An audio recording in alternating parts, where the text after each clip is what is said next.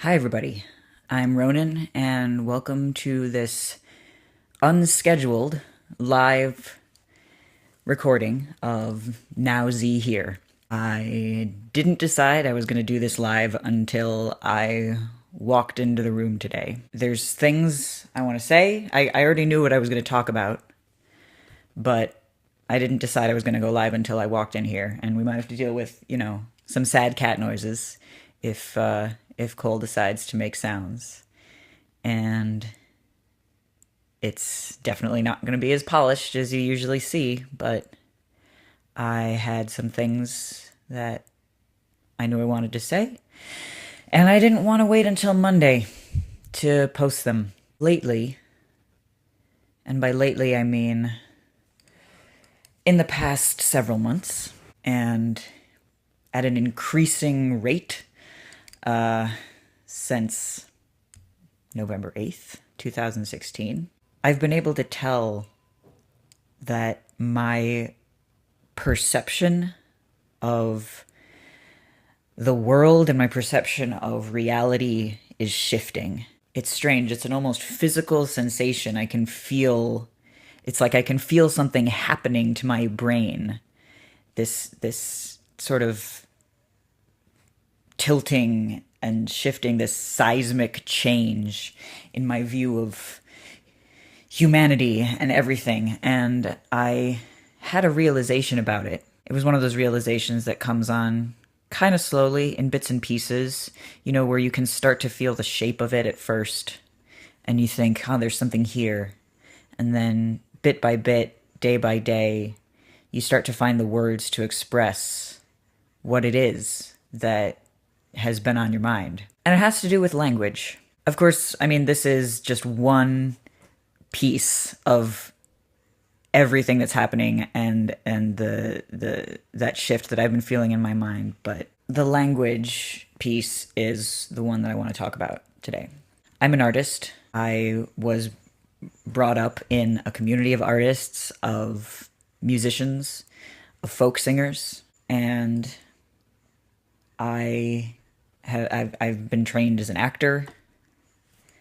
I'm an artist. And as such, I have a particular relationship with language and a view of what language is for and what it can be for. And I've realized that I have a belief that language's greatest power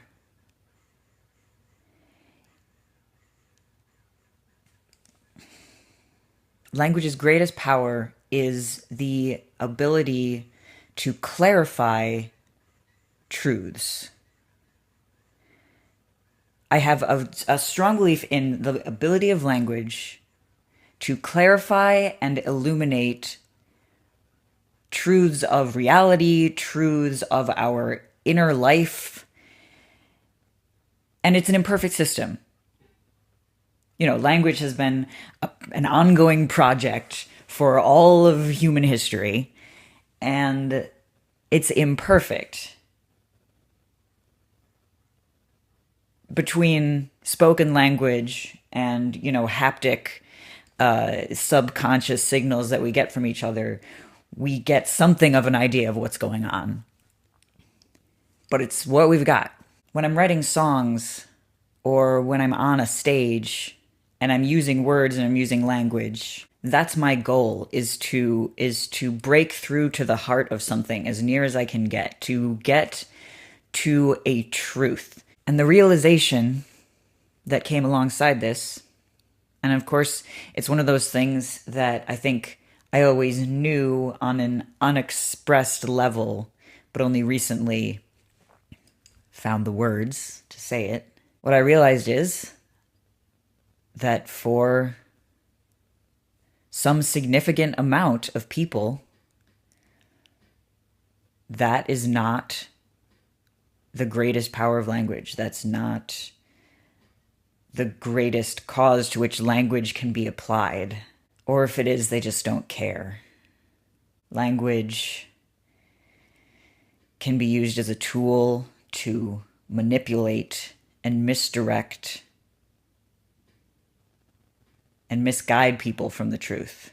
And it can be used to that end in an extremely deliberate manner, or in a not deliberate, haphazard manner, which still ends up being as dangerous and damaging. And when that ability of language to conceal or obfuscate or misdirect or misguide people away from the truth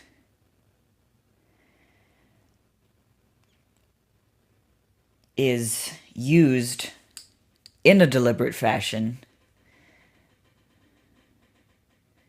that's how manipulative people with personal agendas of power or destruction, that's how they get ahead.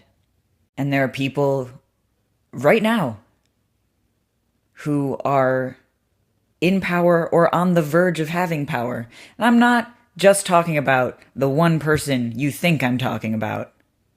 I'm talking about the people that he surrounds himself with. The people he's proposing to bring into the government. There are people who have made it very clear that their goal is power and to break down the structures of our society. And they've done it by twisting the power of language to those ends. And that was a very stark realization for me to come to. It was something that really shook me and is still kind of shaking me. I'm feeling it right now. And that's part of why I decided to go live instead of just recording this for later. And I think I'm remembering another point that I wanted to make. I think that there's...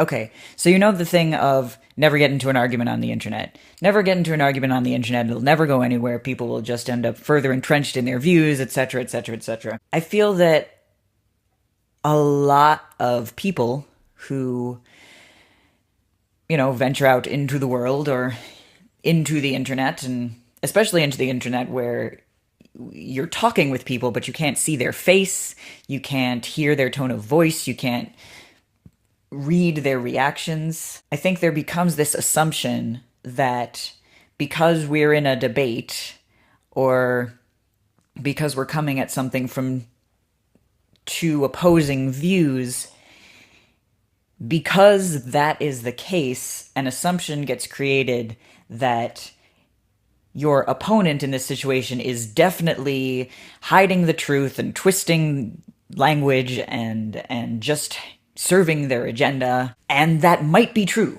I can't speak for anyone other than myself.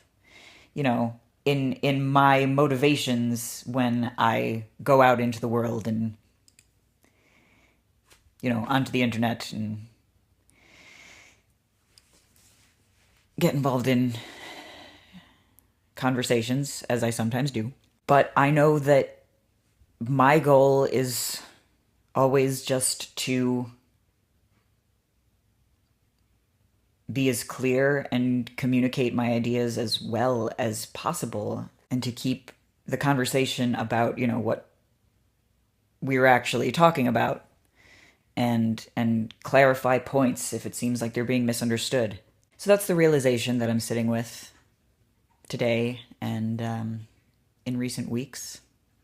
I know what I want to do, and that's to keep believing in the use and the power of language to describe truths, whether they are, facts of reality or the more ephemeral inner truths that only art can come close to describing. So I hope everybody is okay out there. I hope that if you're marching today, you're safe.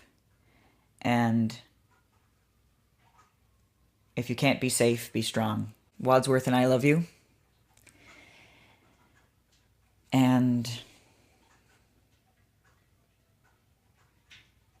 I just hope that you're all staying alive out there. All right. Whew. All right. Feels weird closing it out like I usually do. But you know, if this video reached you, feel free to give it a like. And yeah, like I said, stay alive and always be changing.